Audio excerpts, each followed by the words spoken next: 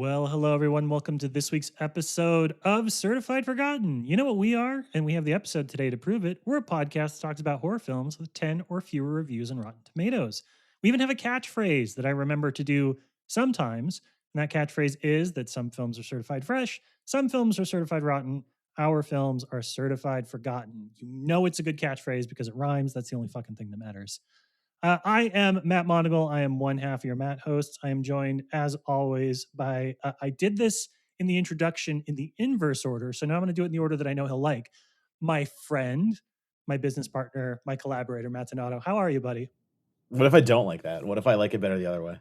Okay. My business partner, my collaborator, and my friend, Matt Donato. Good. Got to keep you in check every once in a while. I like it. What's new in your world, friend? What is new in my world? I just went to Warped Tour, had some fun. We are enclosing on the impending festival season that I keep bringing up, but I still have about a month left. So, like, the happiness is still there. I'm still in summer mode. I'm not thinking about all the travel I got to do this fall. But it's already starting to loom. Between Ice Cream Man hitting this weekend with Camp Miasma, the 1-2 punch of those is hilarious, releasing in the same week. Yeah. One of them certainly better reviewed than the other. That's all I'm going to say there. One is going to be many people's favorite horror movie of the year, and one is going to be many people's least favorite movie period of the year. And I'll let you decide which one is which. Oh, wait, no, it's Ice Cream Man, that fucking slop merchant piece of shit filled with AI and bad vibes. Not to be confused with the classic Clint Howard movie, which is also available in a brand new release, I think a brand new Blu-ray release. And speaking of somebody who would know a lot of things about home video releases, Matt Donato, can you introduce this week's guest, please? I can indeed, because I know how to say the name correctly on the first time. I nailed it. But for this week, we are bringing in Mr. Noel Bartocci, co-host of the CultPOP podcast live and proprietor of the account Physical Media Space. Welcome, Noel. Thank you. How do you say it? Donato? I get that a lot, actually. Yeah. So it is Donato, but I get Donato all the time. I never thought my name would be hard to pronounce, and yet I do correct way more people than I thought. Not a bad way, but I get it. I have the pleasure of having a first name that is pronounced like 8 different ways. And I stopped, I think back in high school, I just stopped correcting people. So when people call me Noel, sure, you got the letters.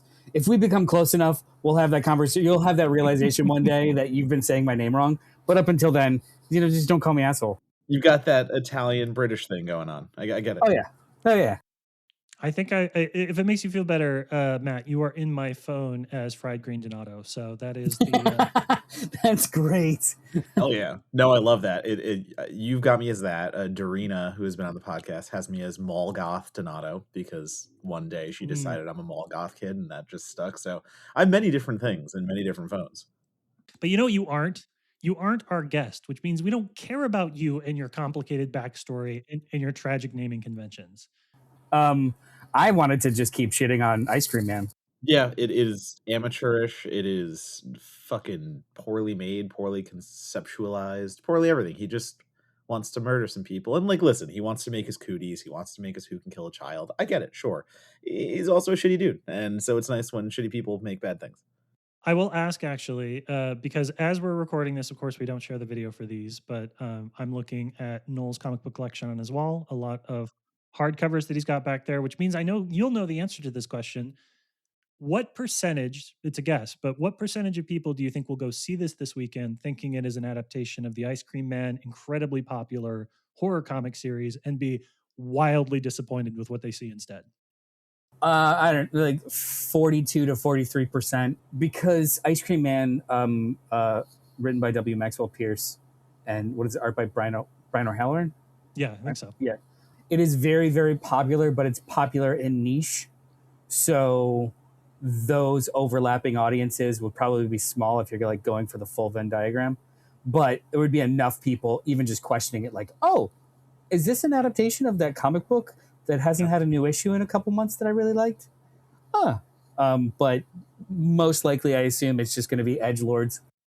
Yeah, we call that in the industry, that's called stolen valor, is what Eli Roth has done right there. So stolen valor. And he's stolen a lot of things, as far as I'm that is not wrong. All right, let's talk about You, Noel. I've had the pleasure to get to know you over the last couple of months. I consider you a friend. I hope you would say the same about me. I will, Uh, but not to your face. that's fine. Tell Denadia later. We haven't had a lot of chances though to talk about sort of the your background in film. I mean, I know bits and pieces here. I know that you've written about film for a long time. Obviously, I know you're very good at talking about film on a podcast. Bring me all the way back. What were those formative, especially if it was horror related, those formative movie experiences for you that made you think, "Oh, I've got to do this for a really long time"? I didn't realize that I was a film fanatic until I think I was 6 or 7. And up until then, I just wanted to be a cop when I grew up. Okay. And then around 6 or 7, I realized, oh, it's because all the cops in these movies are cool. And then I made the connection that all Mm. of this, delightful 80s propaganda was just because became obsessed with the medium and not like the aspect, like the stories of the medium. And then I just kind of got into, I'm going to make movies. I'm going to make movies. But that was basically the German, like the impetus of my just straight stand-up for life. And it was also just the thing that my father and I did. My dad is huge into movies, and every time, like, him and I could just like, we're from the Midwest, we're from Chicago, so it was, you want to go to the show? What do you want to do? You want to go to the show? Yeah. Like, he'd pick me up from school and he'd be like, let's go to the show. What's playing? Doesn't matter. Let's go to the show.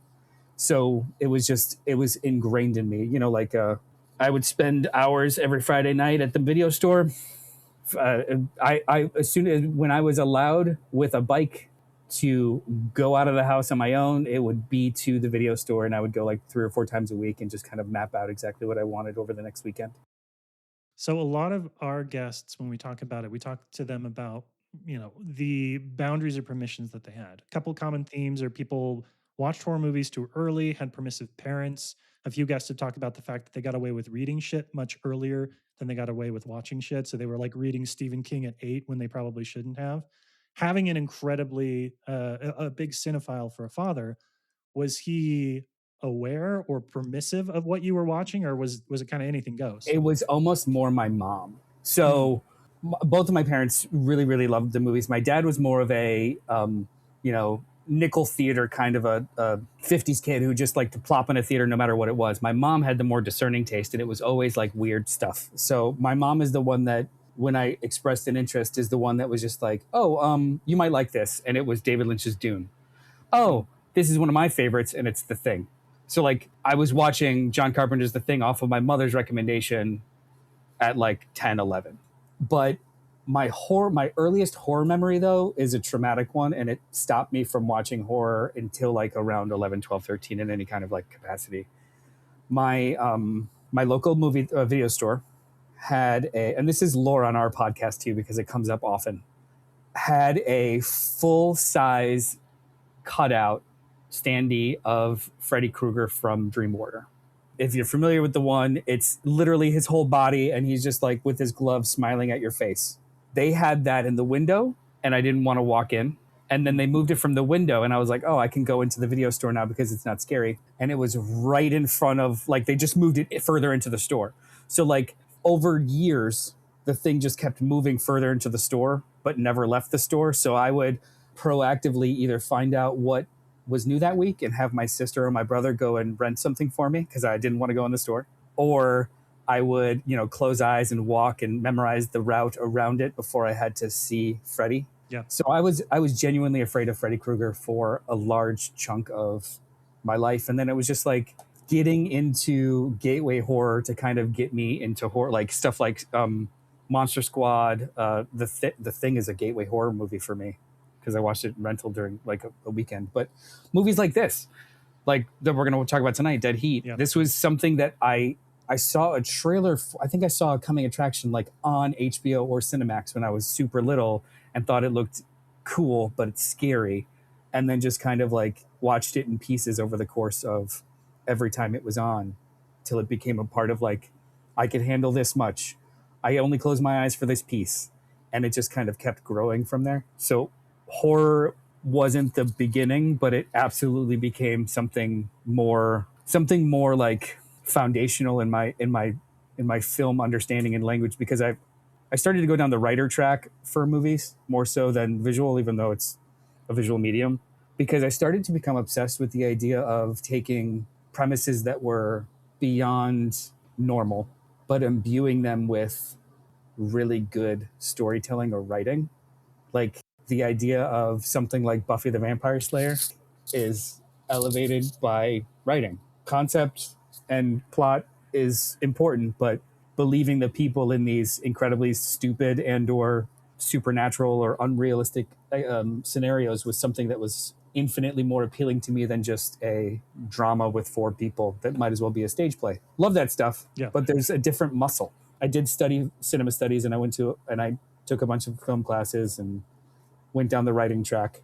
But I remember a lot of those early classes when we were doing our own short films. 85 to 90% of the class was obsessed with doing something Linklater-esque and never wanting to touch any other genre, even comedy. They never wanted to explore any other genre other than what's got gravitas. And me, I'm like, I mean, I could cry to a Chucky movie if it's the right tone, if it's the right balance. It's not about the genre, it's about what you're putting into it. And I became obsessed with that alchemy. So, horror, cape shit. It's funny because like I tell the story all the time of my one class. So I was a business major. I went to Hofstra, which had a great film program. So there were plenty of electives for me to take, and I did. I took my one elective, and I've told the story a bunch of times, so I'll do it really quick. But like, it's so funny that the way you're like, yeah, no one's really talking about horror in these classes. Like, no one's really talking about. It's always the auteurism of going back and where it all began and the big filmmakers, and we get it. Like, which is great. That is but right. You do need that classical history if you are going to go deep and you are going to like make a career out of it. But I got the pretentious teacher who basically is that person that you're describing, we didn't watch any horror. He was showing us everything else. And what I was actually like, I was frustrated, but also heartened by is all my other friends who took the same course as me with a different professor. They got like so much good horror. So like, it was so fun to see the professor who kind of said, I want to show you guys just like blockbusters, and I want to show you guys like how to write about movies that are popular and that you have heard of and seen before, but let's analyze them. Let's actually go deeper. Let's do something like that. So it's such a fun balance to think about, like, what are you learning first? Because again, if you want to go deep in this, any kind of professional career, you have to know at least the basics of it all. That'll come eventually, but I think to open the door, like, it was a little bit of a turnoff for me while I was still becoming.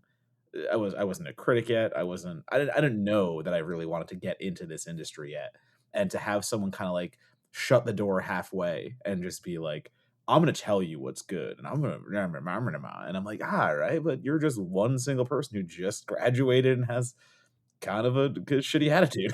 Did you have this is my least favorite type of student. Did you have the people in your class? It didn't even have to be a film class, just classes, especially at the college level. There was always those people who would raise their hand, not to ask a question, but to rephrase and reiterate what was just said in order to seek validation. And and for some reason, arts classes were more so than any other subject. And it would just be like, so what you're saying is the way they used colors in this was about feelings, right? Like, oh Jesus, like it was actively not absorbing anything and applying it, more so like, I'm paying attention, look. But for some reason, like, that was half of my film class experience until I got like a little deeper in with actual cinema studies classes and learning how to keep poking. Like, I like this. This felt good. Why? Well, it felt good because I liked how that looked. Why? Not in a petulant way, but in a, what about this is tickling my brain? Why is it tickling my brain? And how do I recapture that and or just articulate why it tickles my brain in that way?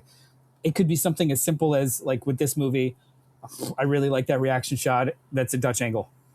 I think that was an inspired choice. Versus, it makes me, like, watching The Odyssey, like, oh, it makes me think about the suicide rate of returning war vets. Like, the spectrum exists, but it's all the same spectrum as far as I'm concerned when it comes to, like, making movies. So I love that kind of shit. Like, shining a turd. Oh, fuck. I forgot what I was doing. No, sorry. Yeah, I don't like. I don't think maybe I've told this on the podcast before, but you talk about the educational experience y'all have. The thing that stands out for me when people are like, "What is the proudest academic achievement of your life?" And like, I studied film as an undergrad. I have an MA in film studies. Like, I've been in a lot of classrooms. The proudest I've ever been of any kind of film experience is after I graduated from college. I decided that I wanted to figure out what a connection could look like in the community. And there was a local middle school that was offering like basically latchkey after school program type stuff. And they were like, come and teach a class on something you want. And they were like, oh, are you interested in doing film studies? So I taught film theory, the very, very, very basics of film theory to a group of middle school students for half a semester. Really put a number, like did a number on my desire to teach. Made it real fucking hard for me. But I do remember that one of the times that I was trying to, like I was trying to teach him a little bit about film. The Strangers was just coming out that year. That's all they wanted to talk about. They were like that. They thought that was the coolest movie ever. But I showed them one of the opening shots from Serenity, which is the wonder that takes place through the halls of the ship. And I was like, oh, watch this scene and tell me about it. And I was like, why do you think they chose to do it this way? And one of the kids put their hand up and they were like, oh, maybe to like show you the layout of the ship and like how everything goes. And I was so happy. I was so excited because like that was a light bulb moment. And I'd like to think that that kid maybe went on to study film later on too. But yeah, like it is those when you figure out the connections you have to it and you understand why it means what it means to you. I don't care if you're a PhD student or if you were an after school kid in that middle school program. Like when you find stuff that clicks, chase that high forever. And hopefully you're surrounded by people who want to help you chase that high. Now, I'm going to connect it with my obsession with physical media too. The further, maybe it's just the old man talking, but the further and further beginning in my life, the more and more I want to touch and display what brings me joy. But we are in a era of that becoming less and less. I mean, there's a little bit of an upswing right now, but it's a blip compared to the last 20 years of going full digital everywhere, from the way we make to the way that we distribute to the way that we make disappear mediums is digital. So now that I have, if you ask my wife, I have no income to spend on this, so let's just keep it here. But now that I've got a little bit of an income to spend on hobbies, I just wanted to touch what I love, and what I love is ephemeral. It's moving pictures, Yeah. it's music. So it started with vinyl. Is it douchey? Is it hipster? Sure, but I'm holding something that I can't hold in any other format. Like, you can't pull it from the sky and bring it into your ears, and it forces you to experience it in the order, at the pace with which it's intended, which we also don't do anymore. We skip tracks and we make playlists, and we only watch the first 5 minutes of a movie that auto plays when we're scanning other shit, like, and pause it constantly. So I had to force myself to relearn how to not bounce. I, have to go put the movie in the player, and I put the remote out of reach. Like, when it starts, it starts. My nephew expressed an interest. My nephew is getting into like liking more things. So I told him I will always take you to the movies. Doesn't matter what it is. If you want to go to the movies, we'll go. Yeah. But we're going to talk about it afterwards. He asked me the other day, like, Uncle Noel, have you ever seen Interstellar? I was just like, I have. I didn't shit on it. I was Okay. just like, All right, I thank have you. seen it. Don't poison that well. Give him an opportunity to decide for himself. I do not yuck his yum. He likes a lot of garbage, and it's just like, oh, why do you like that? Maybe I'll try it. Like, Yeah. And also, I don't hate Interstellar. Whatever. As much as you used to, which is the ... of that. Yeah, I just don't actively hate it. But he asked me if we were on our way to the movies to watch something else, and he was just like, I think I want to try and watch it. Do you want to, like, when we get out of the movie, do you want to watch some of it? And I was like, bud, I would absolutely watch Interstellar with you, but Uncle Noel's got a rule: when we start a movie, we finish a movie in one sitting. So if you ever want to watch a movie with me, You can, you don't have to, but we like to start and end it unless something happens, not in pieces or in chunks and pick it up later. Like, because it should be, it's a piece. It's not a TV show. Like Yeah. we watch it as a piece. So I'm trying to instill some good habits, but I got into physical media hard over the last like 5 years, to the point where, have you guys ever gotten really into a hobby where it just ends up kind of funding itself? You know, like you you buy something and then like 3 years later you maybe sell it to fund the next thing and over again. So it's become this almost like cyclical.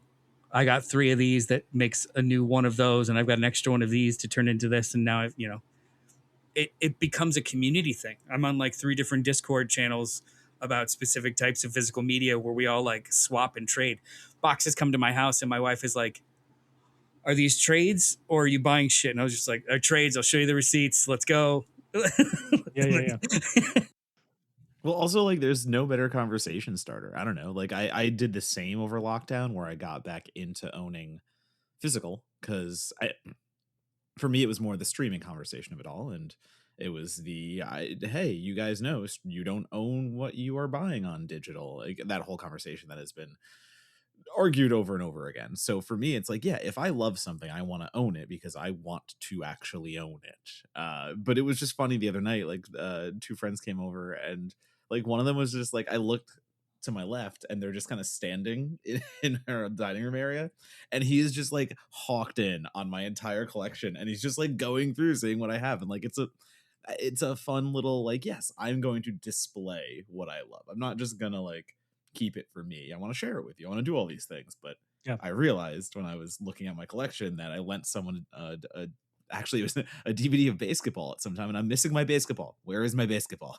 Steve Perry. Steve Perry.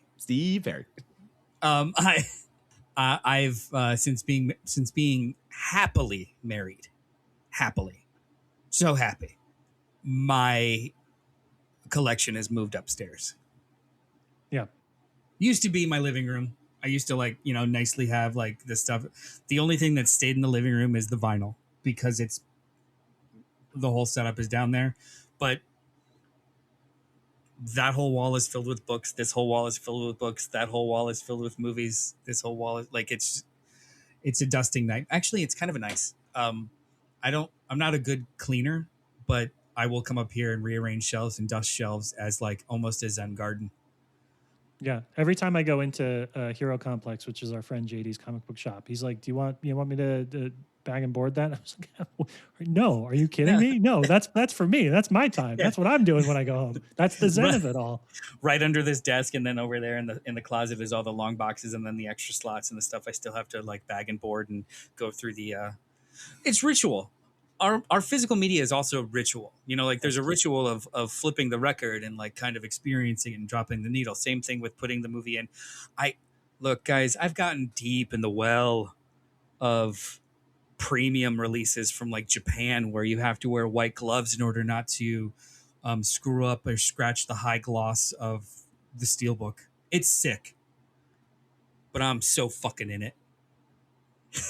I mean, you are talking to the guy that just convinced Matt Donato to, from a premium retailer on eBay, purchase the Magic the Gathering collection of Child's Play cards that were released like 5 years ago and marked up 8,000%. So I am enabling him with my hobby to spend more on a hobby he doesn't even currently have.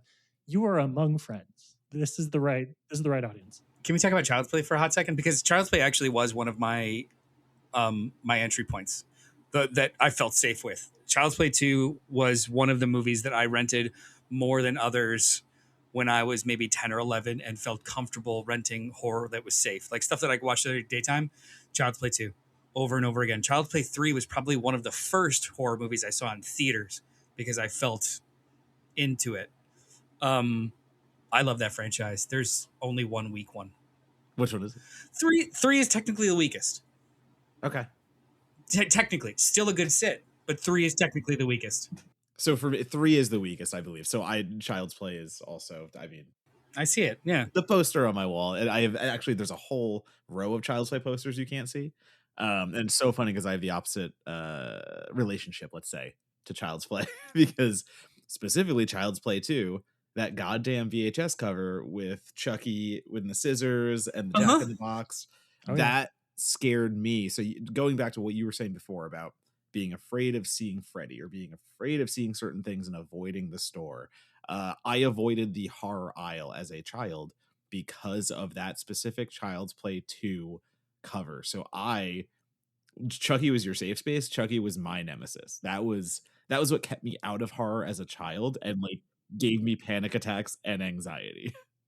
It worked out well. He's a very happy Child's Play advocate and collector now. The fact that it's been the same creative team for 90% of it too is just so rad. Except for the best movie in the Child's Play series, of course, which is the Mark Hamill one. I actually don't even hate that. Honestly, yes, thank you. Yeah, I don't. Noel, you're the best guest we've ever had. It's not okay.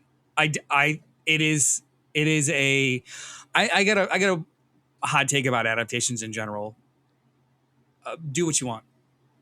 Just be fun. I have no expectations in regards to it didn't capture this, and I think it's probably going to be a conversation when we end up like deep diving on the podcast about Brand New Day, because there's some people I know who hated it because it wasn't lore slavish enough, which I think is the most boring take in the entire world. 100%. Be different. I've got the books. I've seen all 7 at that point, all 7 Child's Play movies. Do something else. That's fine. Make it AI. Great. Sounds wonderful. Just be fun. And it was fun. I thought it was fun. There were some really quality kills in that movie. And I liked it better than Megan. So the Megan versus Child's Play conversation is definitely valid, because I think I liked Megan a little more because I was caught in my feels a little bit for Child's Play, and my frustration was more, though. I agree with what you're saying with being lore like slavish, and Brand New Day was great, and to me it's like it was a good standalone, but that's not a horror movie, so we'll talk about that somewhere else. For me, it's more, if you're gonna make a Child's Play movie, you do have to be a little bit like keep the essence, do what we can. And I know they did the design, they did Mark Hamill doing the voice, but if you're gonna make an AI horror movie that has nothing to do with voodoo and everything else, just make an original movie then. I know you don't get the added benefit of having the nostalgia and the name tie and all those things, but that was where it got me, in the sense that like I am so pro remake. Like I argue for remakes all the time. I write about them for Play Disgusting, so like incredibly pro remake. But that little bit of like, you could have just made it an original, and you might have had more. I don't know. You might have had more goodwill. where do you draw the line on the essence of a franchise, though? So like and I agree with you too, like a very, very, very important part of this of the Child's Play franchise is the possession, the voodoo, that is a huge part of it, because it's basically the linchpin of every single plot of those movies. But for these people who are making it, the essence was just the killer doll aspect. Doesn't matter what road you take to get there. They were wrong, sure. I don't disagree with you, but you've got people are IP driven or obsessed that are taking the shortest road, right? Like, oh, we've got the doll. He's called a good guy, and he kills people. Let's go. We'll name the kid Andy as a throwback. That, like. Yeah, but for me, it was even more than that. For me, it's the essence of what makes the original a signature, or what it has going for it that's like beyond lore and beyond storytelling and all that stuff, but what makes Child's Play, and that is the doll. And I don't mean it as Chucky, but I mean it as puppeteering. I mean it as animatronic. I mean it as all those things.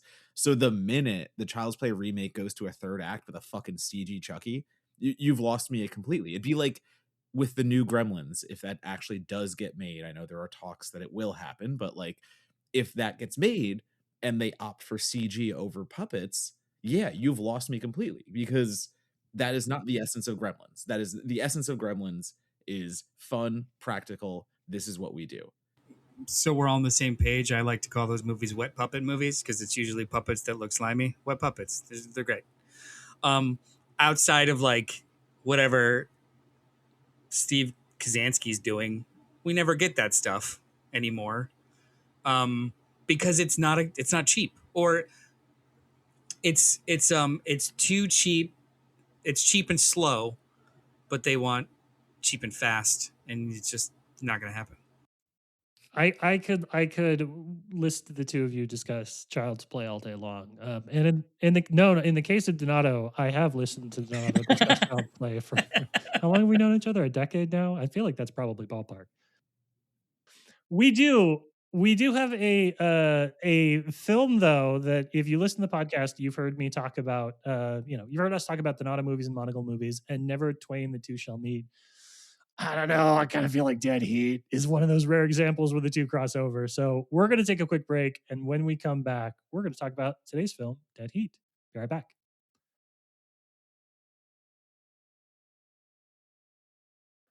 Okay, welcome back. So, on this week's episode of the podcast, we are talking about the 1988 film Dead Heat. And if you haven't seen it, I've got great news for you.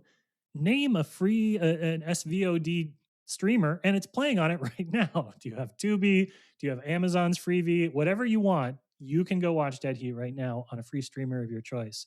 But if you have not seen it yet, let's give you a quick plot synopsis. After a string of violent robberies terrorizes Los Angeles, police detective Roger Mortis, get it? Get it? Police detective Roger Mortis and his partner Doug Bigelow are tasked with hunting down the money behind the gang. But when the investigation goes terribly wrong, Mortis ends up dead, at least temporarily. You see, the wealthy of Los Angeles have banded together to build a resurrection machine, and Mortis is brought back to life with only 12 hours to solve the mystery behind his own murder. Written by Terry Black, brother of Shane and screenwriter for the Tales of the Crypt series, Dead Heat is a zombie police comedy with a surprisingly rapid pulse. It's a good joke at the end. You guys aren't going to pat my back for me, so I'm going to just do it right here. Noel, we got into this on the email thread. This was not a tough choice for you. I said, I want you to come on my podcast. Do you have a movie? And you were like, I've got a couple, but this one in particular. Why do you love Dead Heat so much? I'm wildly nostalgic about this movie. It's the cross section of so many things that I started to fall in love with when I was, between 8 and 12. I think this movie initially came out when was it 88? So I saw the first and it didn't even get like a very wide release. I think it was just like New York, LA, and then went to pay cable. But I remember seeing trailers for it, pre-internet, obviously pre-internet because fucking old. Yeah. But I remember seeing trailers for it. Specifically in the trailer, if you guys went back and looked at the trailer, because it's kind of like a time capsule piece of awesome. Specifically in the trailer, the sequence where the ambulance is going downhill and he's inside of it and does the whole like, what? That whole sequence is in the trailer, and I just became obsessed with that. Like that he walked out of a burning car, or like he set up from a, and I was like, this zombie's the good guy. I just became so fixed on it. And I remember the first time I saw it, I had to stay up way past my bedtime because pre-internet again, to find out what was on HBO and Cinemax, if you were lucky enough to have parents that paid for it, they sent you a little pamphlet every month that had the programming schedule. Yeah. So every month I would comb through the programming schedule with all the descriptions of the movies in it and find out when they were playing. And Dead Heat. Oh my God, I'll finally get to see it. It's only on at like 4 a.m. So waking up at 3:45 to go put a tape in the VCR to record randomly, hoping to get the whole thing, and then the next day being able to watch it at my own pace. I was obsessed with this movie. Like, I was obsessed with the aesthetic of it, with the way that it just kind of oscillates wildly between tones in a scene.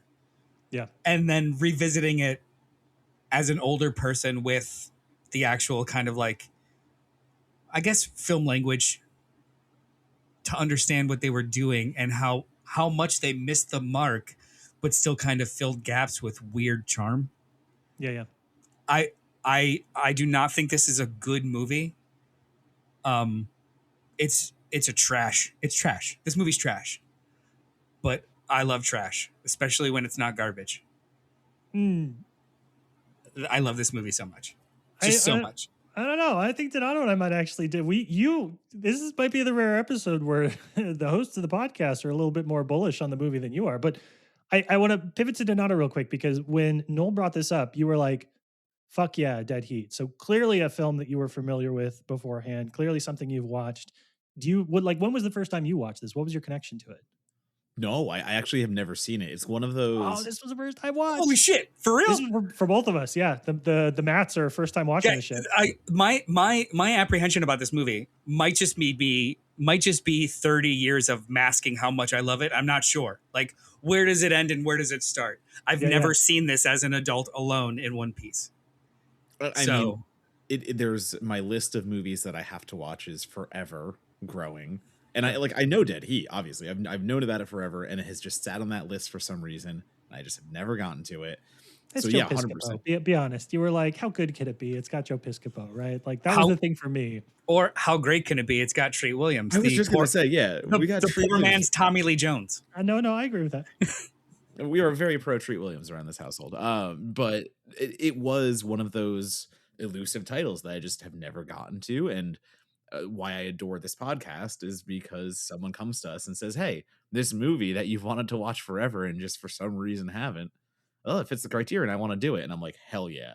And I sit here and I have a great time with a movie that I love.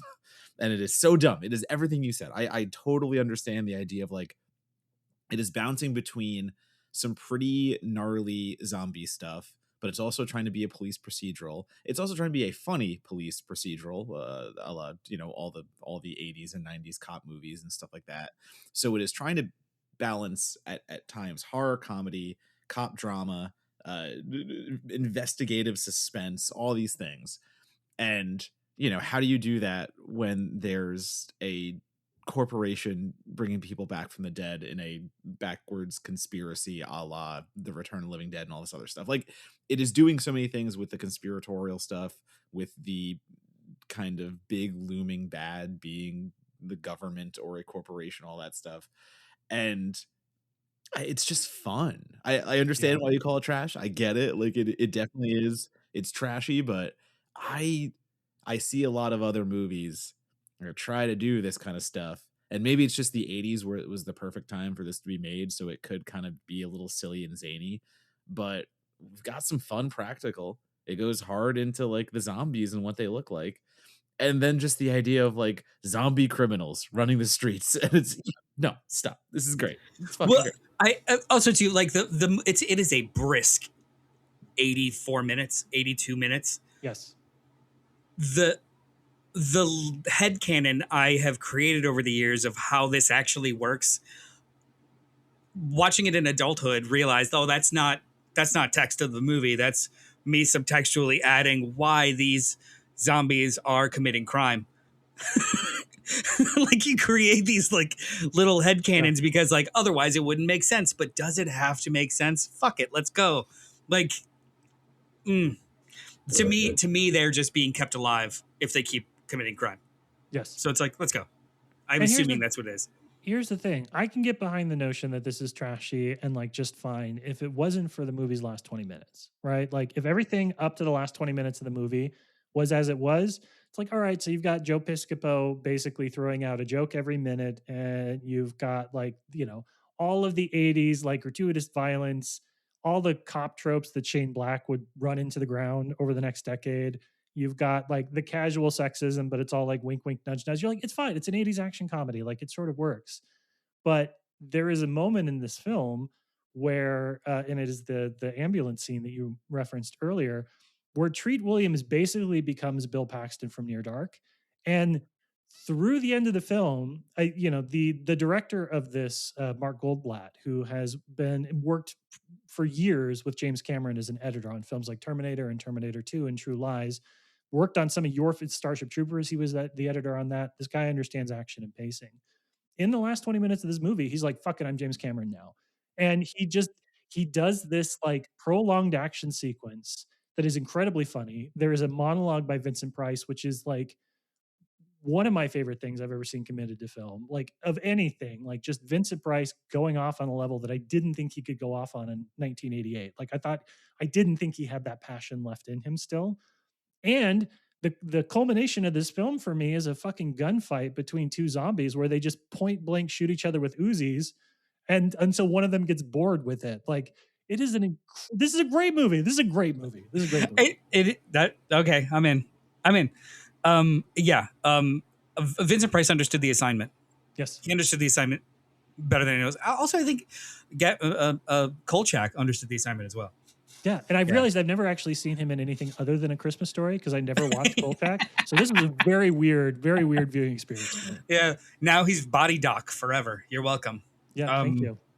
I'll be like, before he became a doctor, he was, his family must have left him, and then he moved to the city. I've got headcanon now for how these two movies connect. But when I mentioned earlier that this oscillates wildly between tones, not just genre, like emotional tones, like specifically the sequence in the library when they're doing good old fashioned research, and Roger starts to have like a realization that he is going to die in like 7 hours. Good beat. But then it's quick cut to him, like, I guess, running through the lobby of the library. Go watch that scene again, because it's just like, it's like the weirdest kind of like melodramatic blocking where he's not allowed to get to the end of the room until the end of the cut kind of thing, where he's just like swaying back and forth. That kind of melodrama juxtaposed with like this weird as shit zombie cop comedy. That doesn't happen now. And it tickles my brain. This movie tickles my brain. This when Vinegar Syndrome like they did a full 4K restoration 4 or 5 years ago, and I bought it like it was my fucking job. And it's sitting on my kitchen table right now. Yeah. If something happens to it, something will happen to you. That's fine. I accepted that when I borrowed it. This slipcover is no longer in print. I just I put it in the my dog's bowl, and I said, "Do with this what you will." And the dog respects the shit out of it and just likes eating around it. she just piled food around it, so there's a little shrine to it. Yeah, I love the shit out of this movie. There were some pieces that I remember not being able to watch when I was younger. Specifically, the jump scare in his bathroom wear. Yeah. That always hit me, and the woman melting. That was real good. I used to scare the shit out of me. Now I just watch it with like just fucking glee that they did those stages of practical effects. You know, like her melting stages. Oh. Mark Goldblatt basically being like, "Papa Cameron, are you proud of me? Are you proud of me, Papa Cameron?" And the answer is yes. I'm sure he was. Yeah. Fuck your piranhas. Look at my movie.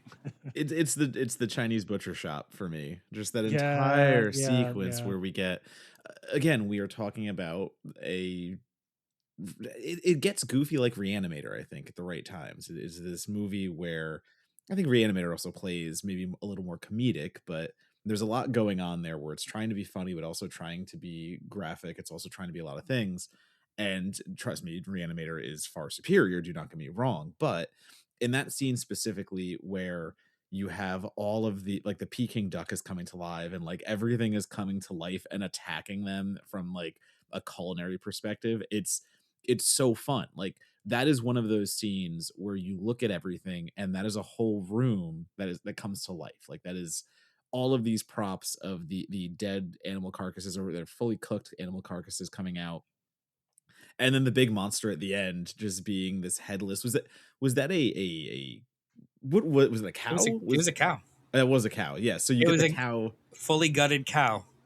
I was gonna say what's big enough, and that is a bull for the beef. Cow bull, because it actually does the tramping before it stampedes. Yeah. But that is just on a different level of how do we be the movie that we want to be? How do we be the fun midnighter? How do we do all this stuff? And you have an entire like Frankenstein scene where they flip a switch and lightning comes out and all the food comes to life. And I was just so enamored because it was all done practically. It was all done really fun. And does it look like wet puppets, like to use that again, like that kind of thing. Yeah, of course it looks so fake, but at the same time, I wouldn't have it any other way. Like that is Yeah. just that's just pure fun. A, And a lot of times, often too. Sorry, the you don't see the strings. This is like top tier puppetry, animatronic, practical work. There's Yes. I was almost waiting for, the seams, just charming seams. There's This movie's almost flawless in regards to how it seamlessly moves back and forth between like practical and not. The actors were in it. Like the fact that we have Joe Piscopo being, or was it him or was it Tree Williams that got eaten by the cow? Treat Williams is the one that Yeah. gets attacked. Yeah, yeah. Owns the shit out of that. Just the shit out of it. This movie's amazing. It's got a lot of allusions to Big Trouble in Little China. It owes a lot to Evil Dead 2. Mhm. It's like they put Lethal Weapon, Big Trouble in Little China, Evil Dead 2 in a blender, and this monstrosity came out with like a dash of old Hammer films. I love and this it's cheesy, don't get me wrong. Like the Piscopo kind of comedic element of it, where he's just dropping some one-liners, like they are the most rote one-liners that you could think of at times. They are Yeah. the bottom of the barrel. And I think the thing that the movie does weakest, let's say, is I guess the Piscopo side of the buddy cop element. But then at times he's so fun. I think him and Treat have a great chemistry as they're going along. Like Treat being the undead cop and him being the Also, for the record, all I knew about this movie was that it was a zombie cop thing. You could have given me all the money in the world and said, guess which one of them becomes zombified? Never in a million years. Like, I was like, when Treat Williams got turned into the zombie, I was like, it was like Darth Vader is Luke's dad moment for me. I was like, are you fucking kidding me? Treat Williams is going to be the one that plays the zombie for the rest of this? That caught me so off guard. And it kind of immediately turned it into a movie where I was like, oh, I don't know what's going to happen next. Like this isn't the cookie cutter like comedy action thing that I thought it was. It's going to do some weird stuff. This most recent rewatch, because I wanted to come to play. I actually rewatched this movie 3 days ago instead of like rest on the laurels of having watched it 1,000 times. In this rewatch, I paid a little bit more attention to the choices that Treat Williams was making, and I was just a little bit. I was enamored. Like he is presented as like the straight man, the straight laced like of the two of them. However, even before becoming a zombie, he is the most reckless, action oriented of the two of them. Yes. So it's right off the bat, it just kind of like throws expectations kind of out of the out of the room, where he's the one that's doing the fucking barrel rolls in the car and all kinds of crazy shit and like getting himself in danger. Also, too, when I was a kid, I would constantly do the with the it should be a ringtone of that guy losing a grenade. It's perfect. But the movie almost forgets that they don't balance that, because as he becomes more and more undead, he becomes more reckless. But then I found myself wondering, like, bitch, you started at 10. Where are we going? How are we escalating this? Just things falling off of you? Because you already started at that level of like, what does it matter? And it was really fun thing to notice this time of like how they either didn't nail down what his character progression should be, or they wanted it to intentionally be chaotic. And I kind of love both. Yeah. I kind of love both options. Because I kind of feel like the entire film is chaotic, and the choices that are being made specifically, again, just calling how a character decomposes right in front of us out of nowhere, seemingly. And that felt abrupt too. There's a lot of, I honestly, even Piscopo's death, It happens off screen. Yeah, exactly. Yeah. It's an off-screen death. He's found dunked in the aquarium, just dead. So everything kind of feels like the timing of everything is a little askew. Everything feels like it just kind of happens. I guess to say plot milestones just kind of happen at random. But as Monaco said before, though, everything actually coming together is the fun part, because that doesn't always happen. You can be a little janky and chaotic if you're telling a story, but if you wrap it all up at the end, I'm going to be more forgiving. And I think Dead Heat is one of those more forgiving moments because, Yeah. what else did we really want from this movie at the end of the day? It's selling the certain bar of entertainment it is, and it sells it well.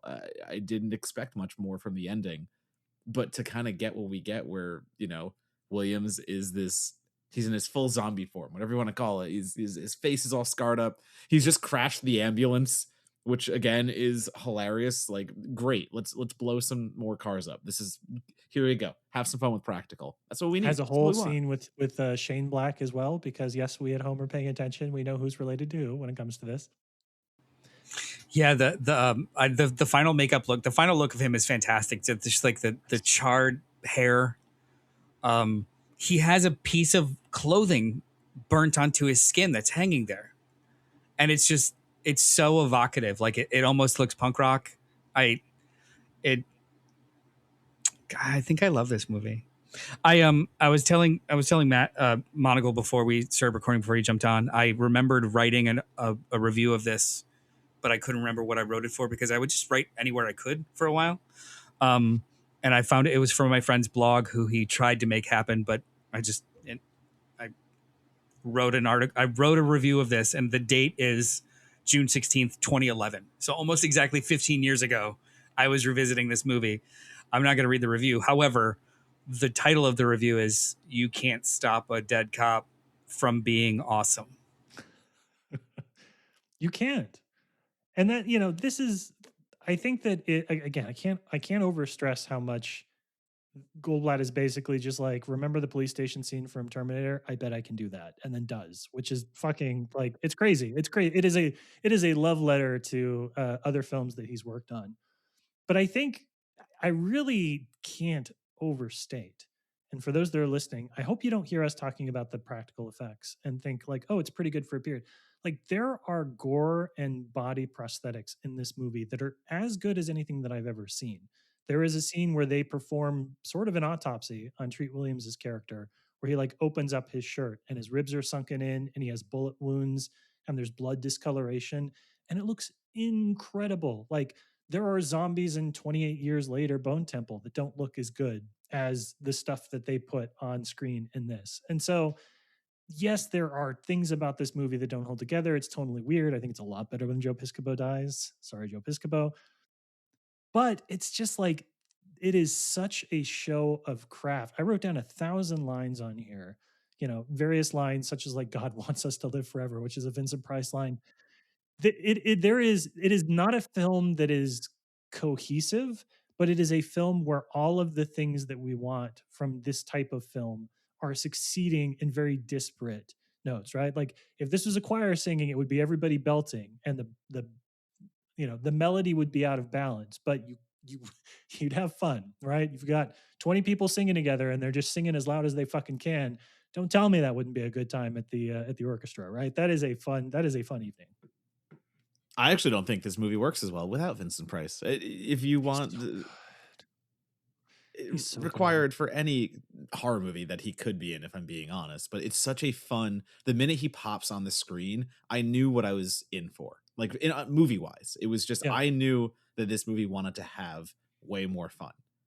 And fun is the word I keep saying, but like, you put It is Vincent fun. Price there once again to be like, oh no, this is for the genre fans out there, but like, specifically, like, let's get a little weird, let's get a little silly, bring Vincent in, and like, that made me so happy. Yes. Yeah, this movie exists. It exists in a bubble too. Like it. What are its contemporaries? 1988. Like it didn't make a wave, but it's so well done. I mean, like, Maniac Cop, maybe, but like, Yeah. I forget what year that was, but I'm just trying to think of like police procedural horror crossover It's kind of stuff. such a weird movie. I love it. But it does. It borrows from everything, but just somehow ends up feeling fresh. The whole movie's derivative, but Yeah, but when you do, such a good way. Donato's heard me say this 1,000 times. Horror is like jazz. You don't got to come up with a new melody. You just got to put your spin on it. So this is a movie that is every cliche. Like Terry Black owes royalties somehow to Shane Black for the screenplay, I think, because he is ripping off stuff that Shane Black probably had in like shoe boxes at that point. This movie makes 5 years of Shane Black dominance already look tired after just Lethal Weapon. Like that's the kind of thing this is. And yet we love it because it is finding a brand new arrangement for a very, very familiar song. And the final shot of the movie is chef's kiss, masterpiece. I love the Butch Cassidy and Sundance of them just Yeah. all right. And the movie even is in on the joke too, where it just kind of becomes a cloud and light. Like they're literally walking off into oblivion, and it feels hopeful still. Yeah. It's a magic trick. This whole thing's a magic trick. Also, hey, plot wise, Joe Piscopo is forever now, right? Yeah, he gets to live forever, I think. Doug Bigelow is forever, which I didn't catch, or I guess I just didn't really absorb it. Doug Bigelow is the modified zombie, and he's forever. He's still hanging out in Los Angeles, being real lecherous to women on the street. Well, our friend Rob Hunter just announced that he's working on an adaptation of what is his the Jeff Goldblum horror Mr. Frost. Mr. Frost. So I don't know, Noel. We've got a track record now of people talking about a movie and then doing an adaptation. So someday you might be writing the paperback version of Dead Heat. This is so ripe for revisiting. I don't understand how even just like all of these pieces of a puzzle put together in some high concept streamer, I can't believe hasn't happened yet. So I have a thought on that, but it ties into the last segment that we do on the show. So I'm going to do another greasy transition to get us there, which is we always like to end the episodes by talking about how you think this film gets the audience that it deserves, what it needs to do, who needs to champion it. Obviously, it's got a very nice home video release already. That's usually one of the big factors is it accessible? The answer is yes. So Noel, I want to leave you with that thought. Like, tell us, how do you think this movie ends up being a little bit more of the kind of camp classic that I think the three of us agree that it already is or should be? I think the only way possible is through grassroots. Like I would go see this in a movie theater. I would see a revival of this in a movie theater. I would buy a local artist's poster of it at some rinky dink drive-in. I would advocate the shit out of this. As for how it becomes more popular in like a mainstream way and not a niche way, fuck. I don't know. Conversations constantly bringing it up, like using our tiny platforms to advocate for this, if not this piece of silliness, just any piece of silliness that makes you want to do cartwheels. You know, point out anywhere you can where, like, you know, next time we see somebody says something about some great practical effects. Did you ever see Dead Heat? Like something small like this that it's not hard to find. Yeah. This movie's pervasive, but it's not being pointed at. So really any way that we could point at it. I feel like maybe this gets a pop-in mention on an upcoming episode. Oh yeah, I'm going to talk about this tomorrow night. Yeah. I figured you might. I'm going to talk about this every time. It'll probably be an ongoing thing. Like I'll just always bring it up. There's a new segment. I'll quote it for no reason. We have the Hey JD, have you heard? Hey, have you heard? Like just 5 minutes of Noel on Dead Heat, which is part of the core curriculum every time. Let's revive if they're not around anymore. I wasn't paying attention. Let's revive the minute podcast craze. Let's do Dead Heat minute. If you guys want to, like, we'll just a whole 25 minute podcast. One Heat minute thing. Yeah, that's still going on. They're doing different movies now. Let's do one Dead Heat minute. We'll have dozens. 82 episodes of fucking Dead Heat, and then we'll get popular. We'll make millions. Yes, and the movie will find an audience. This is a plan that can't lose. Yeah, and every episode will be 3 hours long. Mm-hmm. Donato, how in your eyes does Dead Heat find its audience? I was trying to think, and I was just researching, how many similar movies are out there? Because, like you said before, what was its contemporary? What is it compared to? How does it fit? And there really aren't a lot of. Cast a Deadly Spell, maybe kind of So is I in. was thinking Cast a Deadly Yeah. Spell, but I mean I think that is more fantastical. There's even Yeah. more to Cast a Deadly Spell that builds out this universe where it's something like recently Shudder made Night Shift, which is about vampires. Yeah. Day Shift is also out there on Netflix. Like there's the Yeah. if you do think about stuff like that, but like there's no real comparison, I think, that is coming to the top of my head. I'm sure one exists. I'm sure I am not remembering it right Is now. there- So Is there some sort of like monsters that are bank robbers, or like some sort of juxtaposition of genre with supernatural? Like that's Exactly. where this is like mashing. It's Yeah. just nothing's coming to mind about like police procedural itself. Forever But I Night. think Wasn't that like a TV show of vampire detective? Yeah. Angel, vampire detective. There you But go. like, a big board with words on it, and you just throw darts. Like, I got cryptid examiner, medical examiner, done. Sasquatch MD, let's go. Like, so it's Good name like, for a but, show. but Yeah. that's how you sell it. I think you Yeah. sell it on the sense that this is so unique in what it's doing. It is a time capsule movie that is definitely late 80s. It is absolutely selling proficient and beyond practical effects work that you can have fun with. And the Vinegar Syndrome is out there already, so you don't need a definitive special edition. It's if you want the 4K UHD, it's all there. Like, you can have the best quality of Dead Heat that you can possibly get. So it really is one of those, hey, this was my favorite as a kid, or this is my favorite I've just found. And I think the grassroots is kind of all you can do with it. But it does surprise me that in talking about cult classics, this one doesn't come up as much as I think it maybe should. And I'm probably going to go post something on Blue Sky right after this and find out that a lot of people love it. And it's just forgotten to time, maybe. It's just one of those, there's better versions of what it's trying to do, so we remember those, or we go for those, and then Dead Heat kind of just gets buried. But I'm here for it, so let's revitalize it.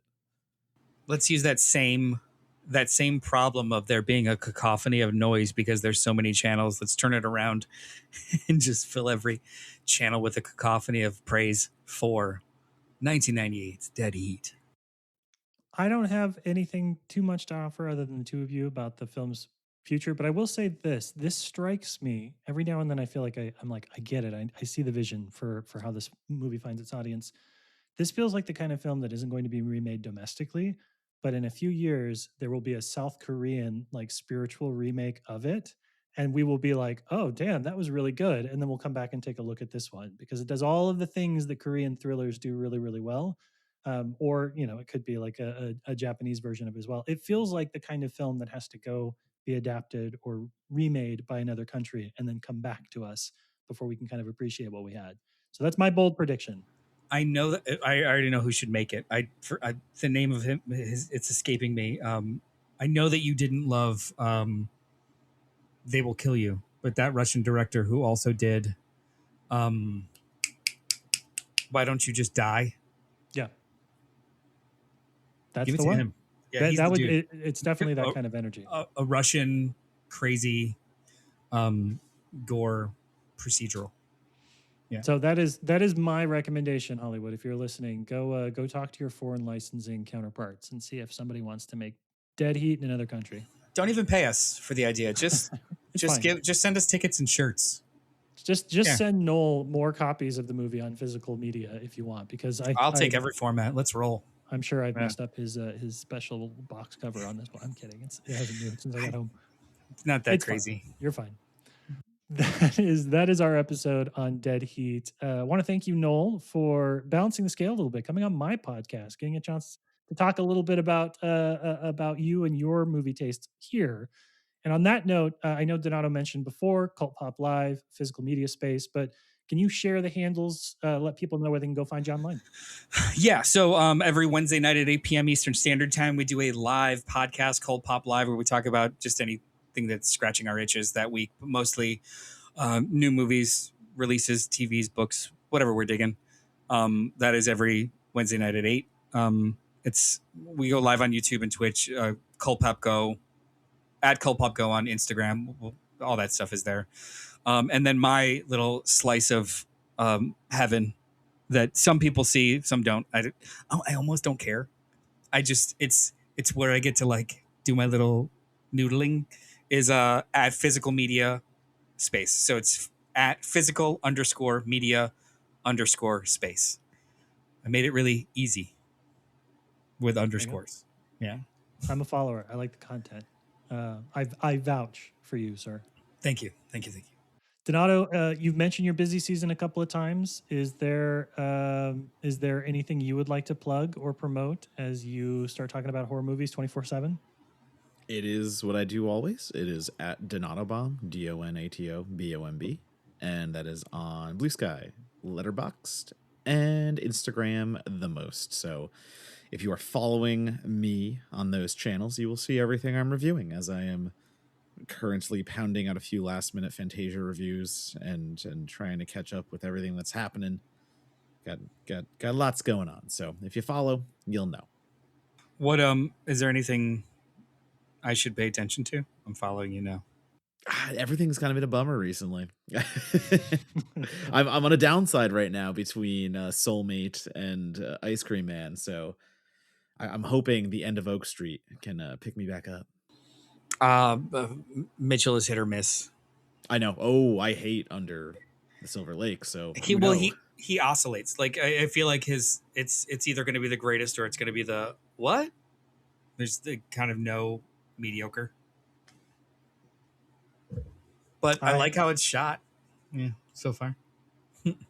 I wish you nothing but good luck on that, Donato. I know you've been hitting, even by your standards, a bit of a rough patch. And this is a guy who reviews professionally every shark movie that comes out every year. So you know what. That's right. The Devil's Mouth sucks too. That was the third one I just watched recently. I know. Yeah, I'm sorry, I didn't even mean to bring it up. Although I think trifecta. I think our friend Rob Hunter would disagree. I think he likes that one, if I remember correctly. As for myself, you can find me. I'm on Blue Sky, monocle.bsky.social. I am on Instagram at Matt Monocle. But more importantly, you know what's cool? You know what all the cool kids do? If you want to be a cool kid, you go to certifiedforgotten.com. If you want to be a really cool kid, you casually try cocaine, and then you go to certifiedforgotten.com/newsletter, where you sign up for our newsletter and get free content, free essays, free reviews, free material in your inbox every single week. We'll promise you that the price is fair. No matter how you feel about it, you can't complain about the price tag on that one. That is it for us. Noel, I want to say thank you so much for coming on the podcast. Thank you for inviting me. With you. I absolutely love this kind of shit. More deep in the weeds, nerdy shit, please. Any invite. Not to here. I don't want to do this ever again. Just in general, any invite to a conversation, any invite to a conversation about this kind of stuff, please think of me, because it fills my soul. Hey, fuck you. Hey, a little bit. just throwing it out there. All right, we're gonna wrap this up as we normally do. Donato, take us home. Where's the undead beef?